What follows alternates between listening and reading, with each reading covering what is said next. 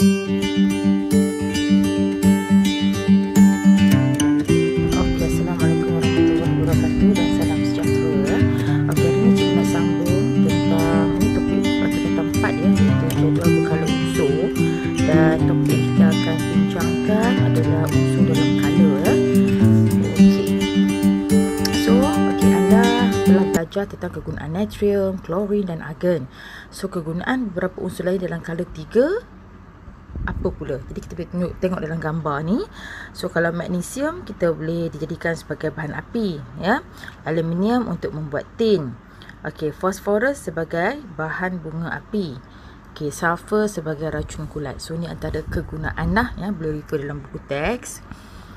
Okey, nampak tak kalau kita tengok ya, di tanda anak panah yang bertanda merah dan cikgu kotakkan warna merah tu adalah ahli-ahli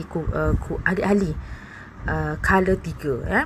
Jadi seperti kita tahu jadual berkala ni kalau kita kira ada 1 2 3 4 5 6 7, ada 7 kala ya. Dan apa yang kita fokuskan adalah pada kala 3 ya, iaitu ahli-ahlinya adalah natrium ataupun sodium, magnesium, aluminium, silikon. P itu adalah fosforus ya, sulfur, klorin dan argon. Dan kalau kita tengok berdasarkan susunan elektron, terdapat susunan elektron ni menunjukkan terdapat 3 petala yang terisi dengan elektron. Dan persamaan di sini adalah kala 3 ni, persamaannya di sini adalah semuanya mengandungi semua ahli-ahli dalam kala 3 ni mempunyai 3 petala yang terisi elektron ya. Okey. So unsur dalam kala, baris mendata dalam jadual berkala dipanggil kala ya. Jadual berkala mempunyai 7 kala dan bilangan kala unsur adalah sama dengan bilangan petala atom yang terisi elektron. Dan last sekali, sifat unsur berubah secara berkala apabila merentasi kala. So kita akan So perubahan sifat unsur apabila merentasi kala ya.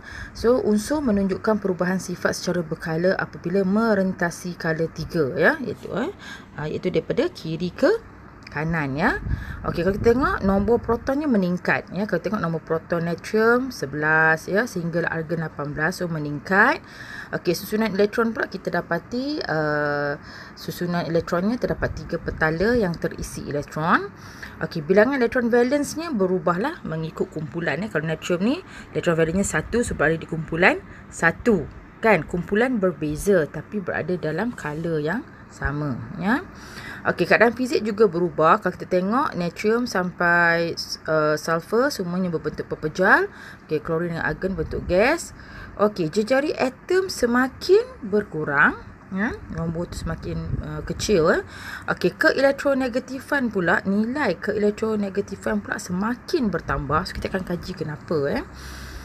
Sifat logam juga berubah, di mana natrium sampai aluminium adalah kumpulan logam, manakala silikon separa logam, tetapi daripada fosforus sehingga ke argon bukan logam ya. Okey, keelektronegatifan. Okey, apa maksud keelektronegatifan ataupun electronegativity? Ukuran kecenderungan atom untuk menerima elektron terhadap nukleus ya, the tendency to receive electron ya, towards the nucleus ya. Maksudnya keelektronegatifan ni adalah kecenderungan ataupun kesukaan atom itu untuk menerima elektron. Kalau keelektropositifan, kecenderungan atom itu untuk menderma elektron ya. Okey, unsur dalam kala. Okey, merentasi kala 3 pada jadual berkala unsur dari kiri ke kanan. Apa sifat-sifat dia yang kita dapati, trend dia? Itu nombor proton bertambah. Macam kita nampak tadi, nombor protonnya bertambah kan dari satu unsur ke unsur yang berikutnya. Semua atom unsur mempunyai 3 petala yang berisi elektron. Bilangan elektron valensnya bertambah ya, dari 1 hinggalah 4. Sebab kita ada kumpulan sampai 18 kan. Okey, semua unsur wujud sebagai pepejal kecuali klorin dan argon yang merupakan gas. Okey, jejari dan saiz atom unsur semakin berkurang. Okey, keelektronegatifan unsur semakin bertambah. Disebabkan daya tarikan nukleus terhadap elektron valen daya tarikan nukleus terhadap elektron valence bertambah kuat. Maksudnya kita tengok ya, kalau kita tengok daripada ini ya, kalau kita tengok natural magnesium aluminium charge positif kan, tapi bila kita belajar klorin ni kumpulan 17 ni sifatnya menerima elektron ya. Jadi kita akan tengok sifatnya semakin elektronegativity, semakin suka kepada menerima elektron ya.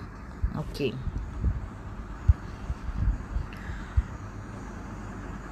Unsur-unsur berubah daripada pepejal kepada gas ya. Yang cikgu cakap tadi, pepejal ya, gas hanya klorin dan argon saja. Okey, unsur berubah daripada logam kepada separuh logam ataupun nama dia metalloid ya. Dan kemudian bukan logam. So, kita nampaklah hanya silikon saja separuh logam. Okey, fosforus hingga argon bukan logam. Dan lagi satu ya, sifat kimia kita akan belajar nanti.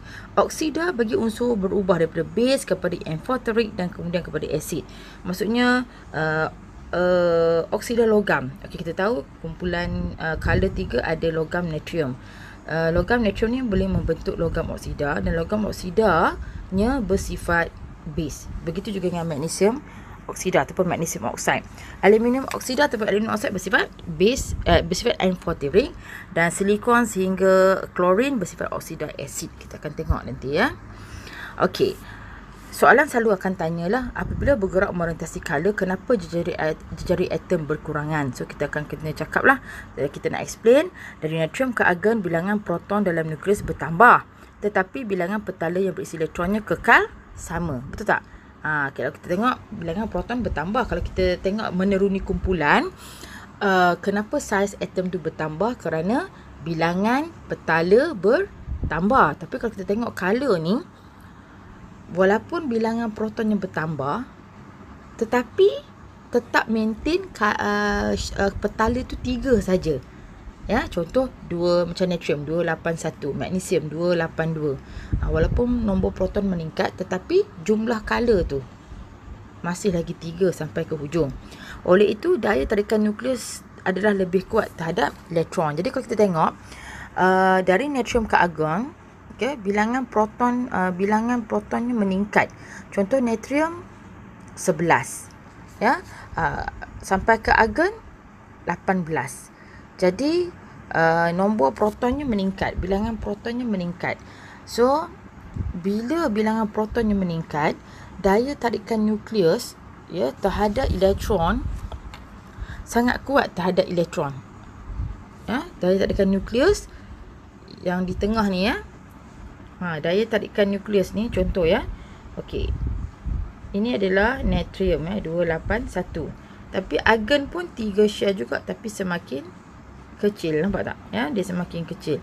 Jadi nukleus ni apabila nombor proton bertambah, sini nombor proton dia 18, sini nombor proton dia adalah 11. So bila nombor proton bertambah, tarikan nukleus terhadap elektron tu pun bertambah kuat.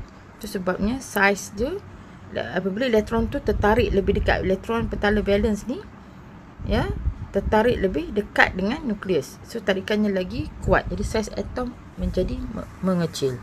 Ya, so cara kita nak explain dia, dari natrium ke argon, bilangan proton bertambah, tetapi kena sebut bilangan petala yang berisi elektronnya kekal sama. Oleh itu, daya tarikan nukleus adalah lebih kuat terhadap elektron apabila bilangan proton tu bertambah. So akibatnya elektron tertarik lebih dekat dengan nukleus dan saiz atom menjadi lebih kecil. Okey, soalan nombor 2. Kenapa keelektronegatifan unsur-unsur bertambah merentasi dari natrium ke klorin? Okey, so kita kena sebut peningkatan charge positif dalam nukleus disebabkan oleh peningkatan nombor proton menyebabkan tarikan yang lebih kuat terhadap elektron valence. Sebab kalau kita tengok natrium, nombor protonnya adalah 11. Argon, nombor proton ya, natrium ataupun sodium 11. Argon 18. So nombor proton bertambah, bilangan proton bertambah. So peningkatan kepada charge positif. Bila peningkatan kepada charge positif menyebabkan tarikan yang lebih kuat terhadap petala valence ya. So pengurangan jejari atom merentasi color menyumbang lagi terhadap tarikan nukleus yang lebih kuat. Bila saiz atom semakin mengecil, daya tarikan nukleus pun lebih kuat terhadap petala valens yang di luar tu. Akibatnya elektron tertarik dengan lebih mudah ke dalam petala valens satu atom dan oleh itu keelektronegatifan bertambah, ya. Okey. Ini bermaksud contoh, ya. Ini adalah natrium. Natrium pun ada nukleus dan last sekali adalah argon, pun ada 3 petala juga tapi saiz semakin kecil. Jadi apabila nombor proton bertambah, bilangan proton pun bertambah. Bila bilangan proton bertambah, peningkatan charge positif nukleus ni akan meningkat charge positifnya. Bila charge positif semakin meningkat, daya tarikan dia terhadap elektron juga semakin kuat. Pengurangan jejari atom merentasi kala saiz yang kecil tu menyebabkan daya tarikan nukleus terhadap petala valens tu lebih kuat. Jadi elektron akan mudah tertarik ke dalam atom itu, ke dalam mudah tertarik kepada nukleus, ya. Okey, inilah kumpulan kita belajar nanti, ya, tentang sifat-sifat kimia dia. Itu kita akan belajar tentang sifat oksida base, ya, N4-tiric dan juga kita belajar oksida asid, ya. So bukan logam ni oksida asid bukan logam, ya.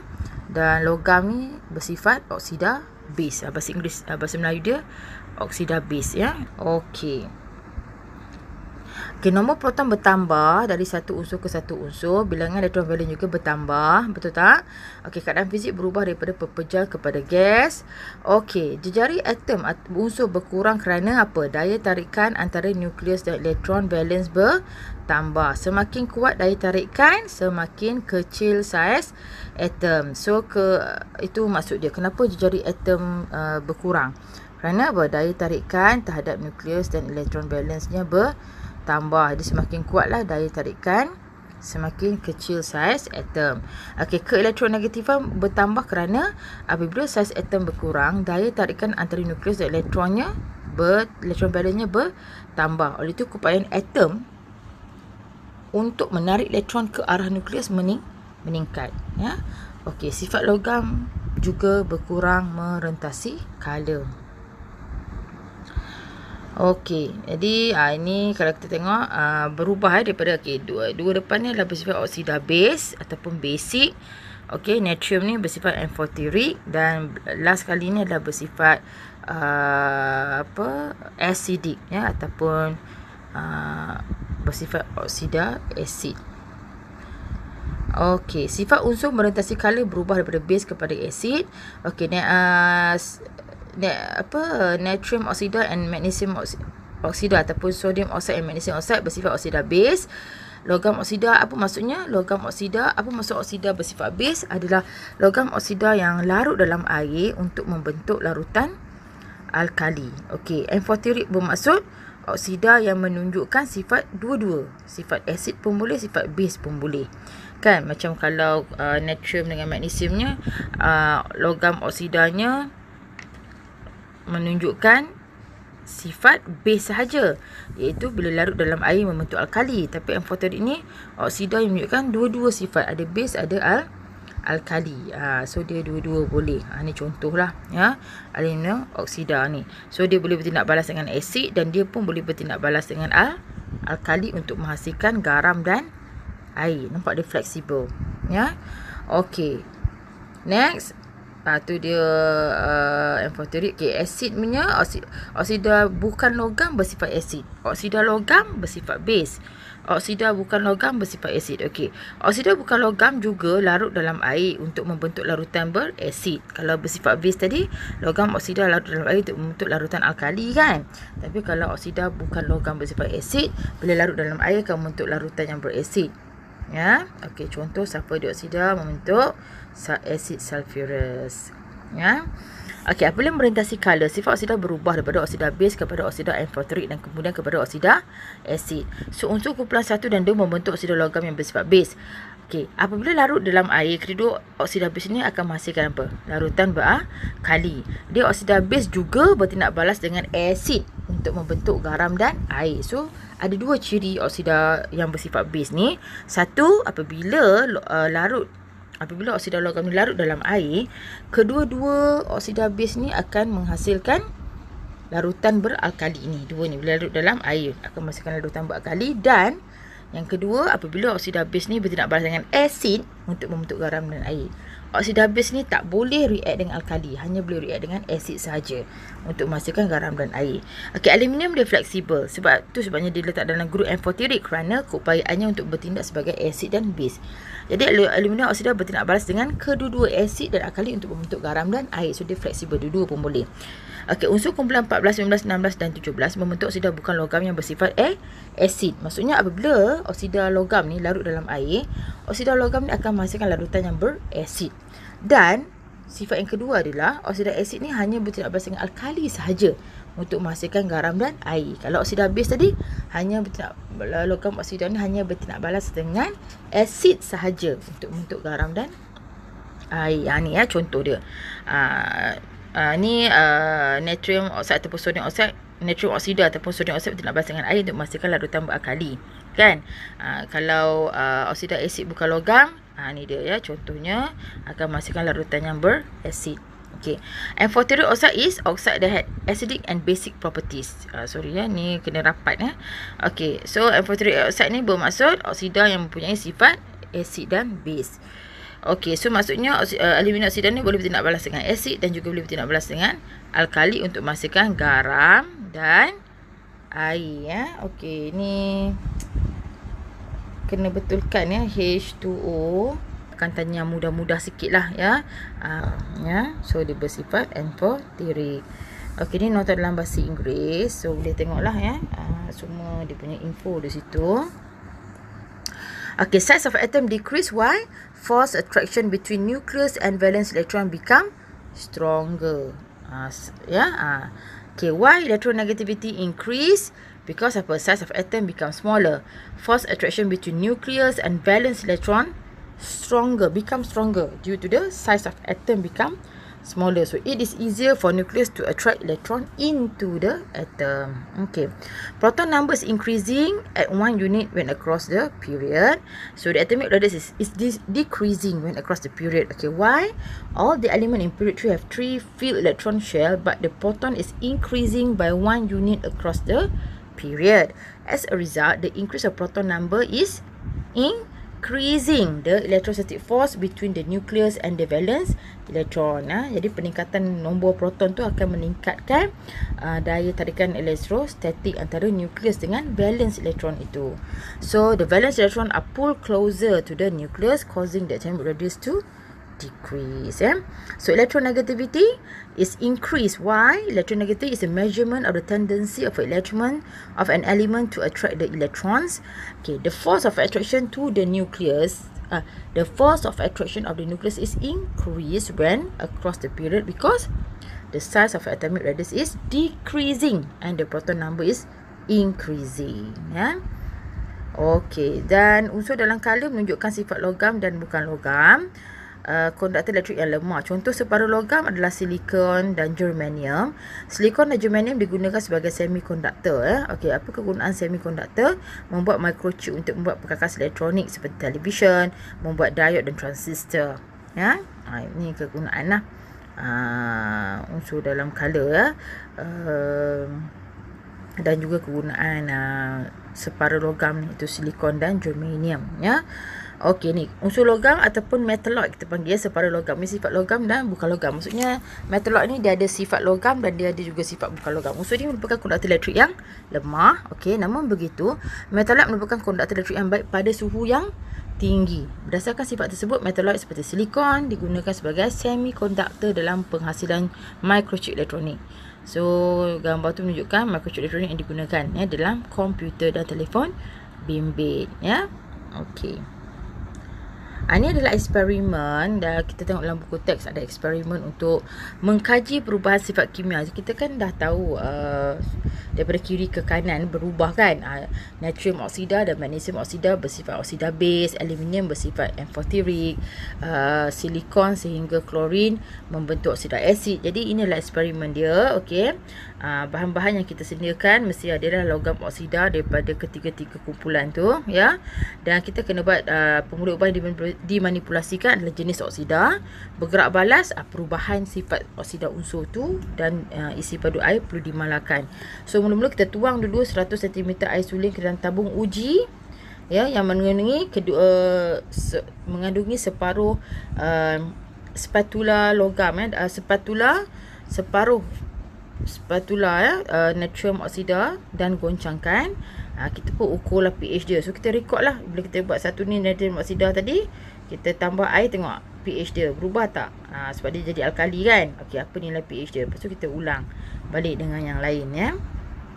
Okey, next kita tindak balaskan oksida unsur dengan natrium hidroksida dan nitrit tadi dengan air. Ni dengan alkali dan asid. Jadi kita tengoklah. Okey. MgO dengan MgO ni base dengan alkali tak boleh, tapi boleh bertindak balas dengan asid. Okey, aluminium oksida boleh bertindak balas dengan kedua-dua asid dan alkali. Okey, silikon 4 oksida boleh bertindak balas dengan alkali tetapi tidak boleh bertindak balas dengan asid. Macam tu, ya.